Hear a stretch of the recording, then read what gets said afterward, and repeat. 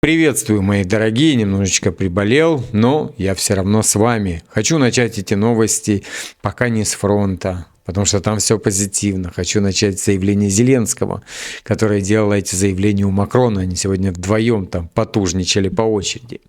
Ни одна из наступательных операций россиян в последнее время не была успешной. Окей, сегодня Владимир Путин принимал доклады от военачальников, и хочу вам их прочитать, а потом поставить непосредственно самого Путина. Начальник Генштаба Валерий Герасимов доложил Путину об освобождении города Красноармейск в ДНР и Волчанск в Харьковской области, а также о результатах ведения наступательных действий войск на других направлениях. Солодчук, командующий войсками группировки «Центр», доложил президенту о ходе ликвидации группировки ВСУ, окруженной в районе Красноармейска Дмитровской агломерации, в том числе о взятии южной части города Дмитров под контроль российских войск и об обстановке в Красноармейске после его освобождения. Я даже вам видео покажу. Командующий войсками группировки «Восток» Иванаев доложил о ходе выполнения задач по освобождению территорий Запорожской и Днепропетровских областей в зоне ответственности подчиненных войск. Также Иванаев доложил о выходе группировки к реке Гайчур и начале операции по освобождению города Гуляйполе Запорожской области подразделениями 5-й общевойсковой армии. В настоящее время подразделения 5-й армии ведут уличные бои в северо-восточной части города. Путин поблагодарил командующих и личный состав группировок за успешные действия, а также поставил задачи по обеспечению войск всем необходимым для ведения боевых задач на вступивший зимний период. Ну, теперь непосредственно речь самого Путина. Валерий Николаевич, правильно я понял начальника Генштаба, что город Красноармейск в наших руках? Да. Доложите, пожалуйста, поподробнее. Судя по голосу Путина, он тоже немножечко приболел. Теперь я хочу показать вам кадры, как нет успехов у России. Смотрим, это же видеофакты.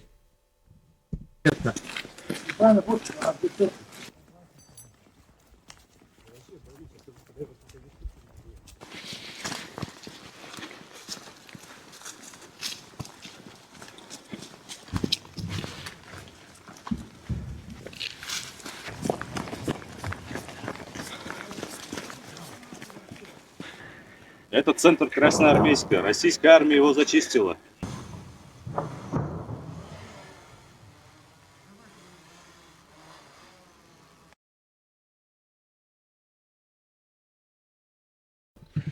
Тут тишина, потому что с дрона не пишется звук, если кто не знает. Его подкладывают всегда интершум или музыку какую-нибудь. Вот это вот, как выглядит Покровск. Кто не знает, это Красноармейск. Как бы вы знаете, теперь Порошенко попереименовывали все, что только можно было. В Одессе там вообще просто одесситы как приедут из вот этого длительного турне, просто офигеют от того, что сейчас там в Одессе наименовали. А еще этот сейчас появился Лысак, одессит этот, да, и тоже там во все именует, все полностью. Вот так вот выглядит центр Покровска, дорогие мои. Для нас, для украинцев, уже ближе как Покровск, для россиян это Красноармейск. Как говорится, какая разница, все равно освобожден. Поехали теперь по фронту.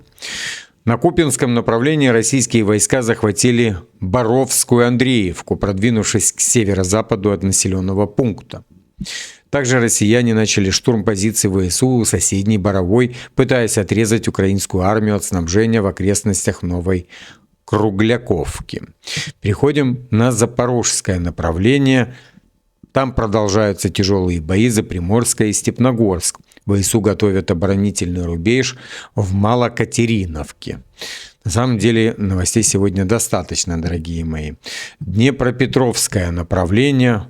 И тут целый перечень всех событий, можно так сказать, за ноябрь. В ноябре россияне стремительно продвинулись на стыке Днепропетровской и Запорожских областей. Наиболее активные бои развернулись в окрестностях Аристополя, Доброполья и на подступах к Гуляйполю. Гуляй-Полю. Это все поле, это все греческие названия, если кто не знает. Понтийские греки. Это вот на этих территориях осели. Российские войска пытаются захватить населенные пункты вдоль Гайчура. За рекой находятся высоты, а также почти полностью отсутствуют какие-либо защитные укрепления. То есть существует угроза наступления российской армии вдоль северной части Запорожской области в тыл ВСУ и Орехов. Ну, я сегодня слышал заявление ни одного там эксперта, который говорил о том, что если будет продолжаться, то пойдет наступление туда, в сторону Одессы.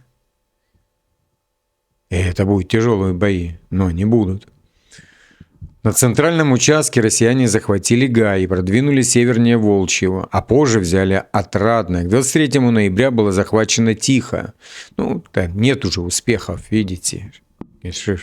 Это же я читаю вам украинские милитари-паблики, я же не читаю вам что-то другое. Южнее российские войска 17 ноября продвинулись на рубеже Даниловка, Первомайская, Яблоково. К 21 ноября захватили Нечаевку и Радостное. Также российские силы взяли Новое Запорожье, а к 28 ноября продвинулись широким фронтом от Доброполья до северных подступов к Гуляй-Полю. Наибольшее внимание приковано к битве за Гуляй-Поле. К 20 ноября бойцы захватили Веселое, 23-го ворвались в Зеленый Гай и Высокое, наступали на Затишье с юга, 24-го россияне взяли Затишье, продвинувшись между ним и Зеленым Гаем, и также заняли цепь опорных пунктов на подступах к городу. Таким образом, бои за Гуляй-Поле уже фактически начались. Сейчас в городе переброшены батальоны 33-й и 225-й ОШП ВСУ. Но это самые замотивированные, которые.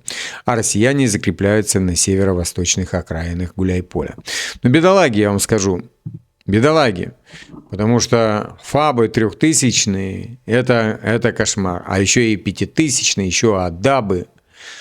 В застройках городских используют адабы, потому что там ветер не сильно утекает.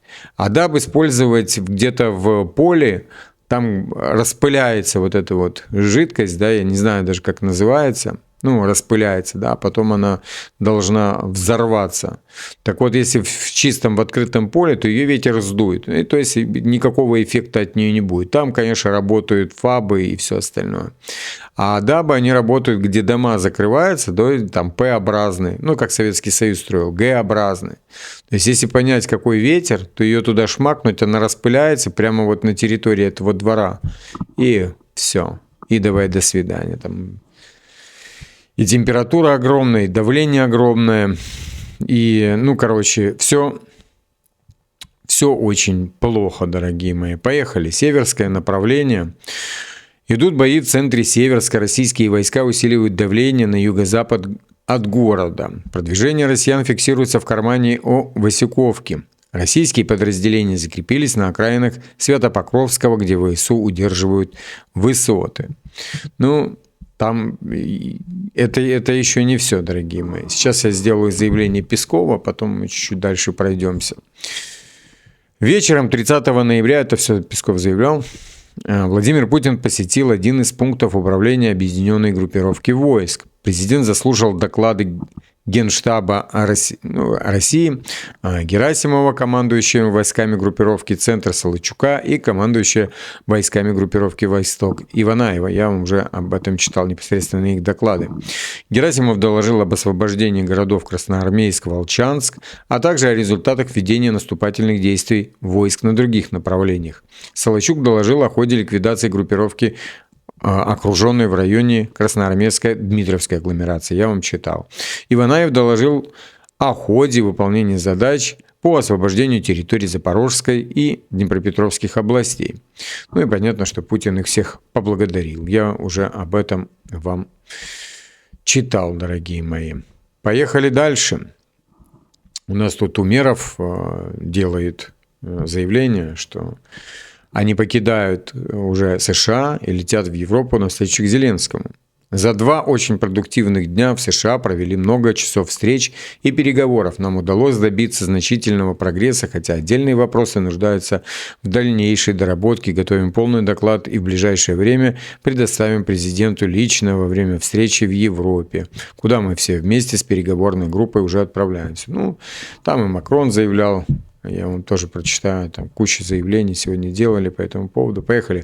Славянское направление. Войска России продолжают продвигаться к Славянску. В районе Диброва идет работа по зачистке территории и уничтожению ВСУ в тылах. В районе Васюковки продвигается западнее. Также уничтожаются вражеские объекты в самом Славянске и Краматорске. ВСУ перебрасывают живую силу в район Диброва. В надежде удержать позиции операторы ВСРФ выявили пикап, двигающий от Николаевки, и уничтожили его на месте содержимым. Со стороны Закотного группа ВСУ из 7 человек по туману проникли на страусиную ферму. Операторы БПЛА выявили тарасиков, ну это так написано, и ликвидировали их, дорогие мои. От Васюковки, ну это скорее, знаете, больше российский паблик, военный, military паблик.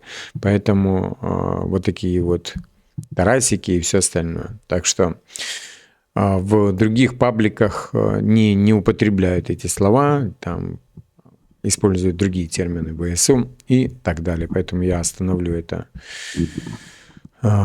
ознакомление у вас с тарасиками. Поехали дальше. Теперь заявление Макрона непосредственно. Мирный план может быть окончательно согласован только при участии Киева и Европы. Ну, давайте прочитаем дальше. И мы знаем эти риторики всегда. Президент Франции после встречи в Париже с Зеленским заявил, что план по украинскому, уже они так называют, урегулированию может быть окончательно согласован только с участием Киева и европейских стран, поскольку европейцы являются гарантами, и речь идет также о безопасности территории ЕС. Что касается территориального вопроса, то, по словам Макрона, только Украина может обсуждать его в ходе переговоров по завершению войны, поскольку это ее территория. Дальше я его заявление непосредственно читать не буду, но хочу сказать, что он, как президент Франции, поддерживает интересы только своих ВПК и больше ничего. А это, знаете, узкий круг богатеющих. По сути, знаете, это большие затраты, потому что Украина, она не платежеспособна. Абсолютно. Она и была там не платежеспособна, потому что, как говорится, да, государственный менеджмент был не особо ориентирован на удержание того, что было, да, того огромного количества предприятий, которое было, колхозов, да, там, совхозов и так далее. Все было заточено на то, чтобы распилить и продать. Да, вот заводы действительно, их специально обанкрачивали, потом просто резали на металл и металл продавали. Вот какое было положение дел. Потому что у депутатов короткий срок, он покупал себе пост, должен был отбить, поэтому они хватали себе заводы, пилили их и продавали в прямом смысле слова. Также и корабли пилили. Просто как лом все продавали и на этом обогащались. Так что нечем было, можно так сказать, Украине существовать, не за что было существовать. Поэтому я не знаю, в чем выгода этих ВПК, ну, я имею в виду как целых стран. Я знаю, что выгода касается просто определенного количества, узкого количества людей, которые занимаются тем, что выгребают налоги непосредственно у самих французов, да, и там, ну, не только у французов, у немцев, да, и там у голландцев, у датчан, ну, у всех, у норвежцев хватают эти деньги и пилят их. Вот и все. Окей, дорогие мои, сейчас покажу вам интересное такое, ну, это не шоу, да, это когда коровы пасутся под пролеты калибров, дорогие мои.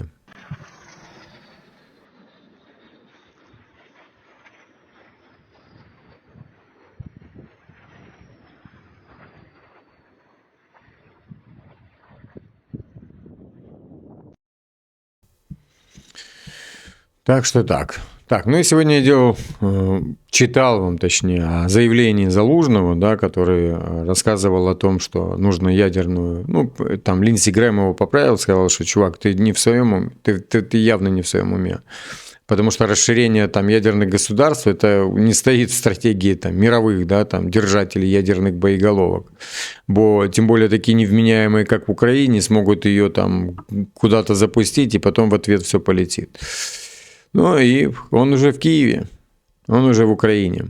Наделал заявление и давай туда. Ну, мне кажется, что здесь больше, дорогие мои, интересы Порошенко. Они, как с Юлией Володимировной, понимаете, почувствовали, что сейчас чья-то тушка падет, дорогие мои.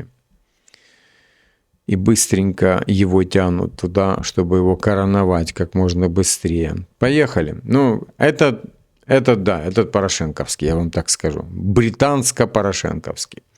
Ну и вот это заявление Зеленского, который рассказывал про то, что нет ни одного успеха. Безусловно, у России есть продвижение. Безусловно, у России есть несколько наступательных действий и операций. Ни одна из этих операций успешных не была, сказал Зеленский на пресс-конференции после встречи с Макроном. Идут сложные бои в Покровске и других направлениях. Например, больше успеха у наших ребят на Купинском направлении. Хотя Россия говорит, что захватила Купинск. А мы почти всех вычистили из этого города. Ну, я не знаю, кто в это верит. Кто? Серьезно. Ну и вот непосредственно движение самих падальщиков, да, это Евросолидарность, ну она просто называется ПЭС, это партия Евросолидарность. И Батькивщина, это партия Калача, тертого, старухи этой. Требует полной замены Кабмина и встречи с Зеленским по международным вопросам. Есть чувство, что к этой акции оппозиция присоединится и часть «Слуги народа». Ну, наверное, мне кажется, блок Арахамии. Пишет Железняк. Да-да-да, что-то они почувствовали запах крови. Поехали, у нас Эстония. Обдрыстали свои штанишки. Эстония призвала Украину воздержаться от ударов по российским судам в Балтийском море после атак на нефтяные танкеры у побережья Турции. Но не только у Турции, дорогие мои. Министр иностранных дел Эстонии Маркус Цахкна заявил, что такие действия были бы неразумными и могли бы привести к эскалации в ситуации в регионе. Более 60% российского экспорта газа и нефти проходит через Финский залив, что представляет собой огромный объем, особенно в коридоре шириной всего около 6 морских миль. Удары по российским танкерам могут серьезно обострить ситуацию в Балтийском море, отметил Цахкна. Я не знаю, как правильно, без разницы. Я думаю, он там пусть там поикает, попердит, но нам без разницы. Он также подчеркнул, что Украина имеет право уничтожать цели на территории России, но международные воды – это отдельный вопрос, да, потому что там эстонского там этого мореходства-то не очень много, там потопят очень быстро. По его мнению, Европа может осудить такие удары, но это, вероятно, не остановит Киев, если он посчитает, что такие действия не приведут к прекращению европейской поддержки. Ну, что тут комментировать? Вы сами все прекрасно понимаете, дорогие мои. Окей, вместились до 20 минут. Я думал, будет побольше, но вместились до 20 минут, дорогие мои. Ждем, смотрим, наблюдаем, подписываемся обязательно, дорогие мои. Нет успехов у России. Всех обнял.